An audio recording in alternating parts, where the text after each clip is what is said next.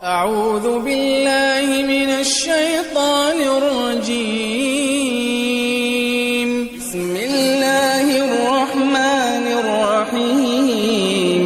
وما خلقت الجن والإنس إلا ليعبدون ما أريد منهم من رزق وما أريد أن يطعمون إن الله هو الرزاق ذو القوة المتين. پیش خدمت ہے شرح کتاب التوحید لفضیلۃ الشیخ عبداللہ ناصر رحمانی حافظہ اللہ. إن الحمد لله نحمده ونستعينه ونستغفره ونعوذ بالله من شرور أنفسنا ومن سيئات أعمالنا من يهده الله فلا مضل له ومن يضلل فلا هادي له وأشهد أن لا إله إلا الله وحده لا شريك له وأشهد أن محمدا عبده ورسوله. أما بعد فإن خير الحديث كتاب الله وخير الهدي هدي محمد صلى الله تعالى عليه وسلم وشر الأمور محدثاتها وكل محدثة بدعة وكل بدعة ضلالة وكل ضلالة في النار. من يطع الله ورسوله فقد رشد واهتدى ومن يعص الله ورسوله فقد ضل وغوى. اللهم صل على محمد وعلى آل محمد كما صليت على إبراهيم وعلى آل إبراهيم إنك حميد مجيد.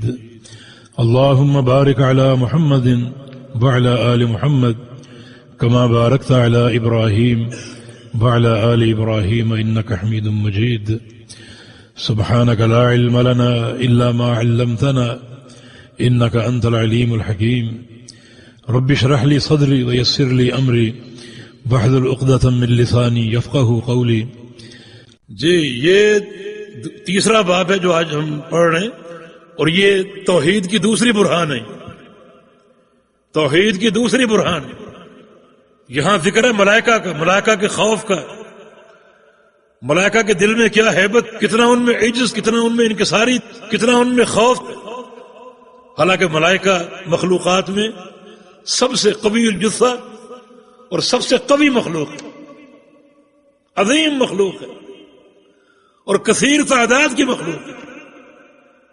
رسول اللہ صلی اللہ علیہ وسلم کی ایک حدیث ہے، اطت السماء وحق لها ان تئط.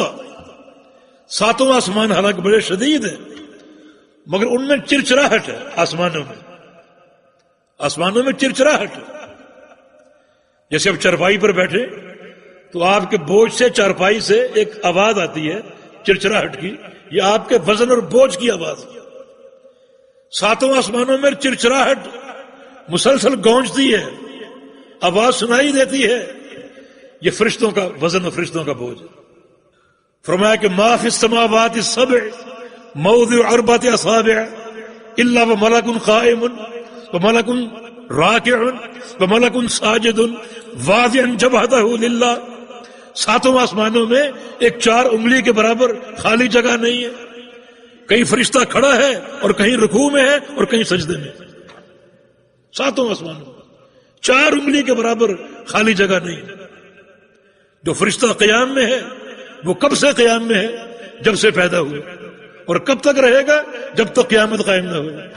جو فرشتہ رکوع میں ہے وہ کب سے رکوع میں ہے؟ جب سے پیدا ہوا. اور کب تک رکوع میں رہے گا؟ جب تک قیامت قائم نہ ہو جائے. جو فرشتہ سجدے میں ہے وہ کب سے سجدے میں ہے؟ جب سے پیدا ہوا. اور کب تک سجدے میں رہے گا؟ جب تک قیامت قائم نہ ہو جائے. اور جب قیامت قائم ہوگی یہ سارے فرشتے کھڑے ہوں گے، اپنے پروردگار کی طرف جائیں گے. ان کی زبانوں پر ایک ہی جملہ ہوگا کہ ما عبدناک حق العبادہ، کہ یا اللہ ہم تیری عبادت کا حق ادا نہیں کر سکے. فرشتوں کو بھی لوگ پکارتے. ان کی اپنی تم ہیبت دیکھو، اپنا ان کا خوف دیکھو. اتنی کثیر تعداد اور یہ اللہ سے خوف کا عالم کہ یا اللہ ہم تیری عبادت کا حق ادا نہیں کر سکے. حالانکہ صدیوں کی عبادت ہے. اللہ تعالیٰ کا ڈر، اللہ تعالیٰ کا خوف کس طرح ان دلوں میں پیوست. وتعاونوا على البر والتقوى ولا تعاونوا على الإثم والعدوان واتقوا الله إن الله شديد العقاب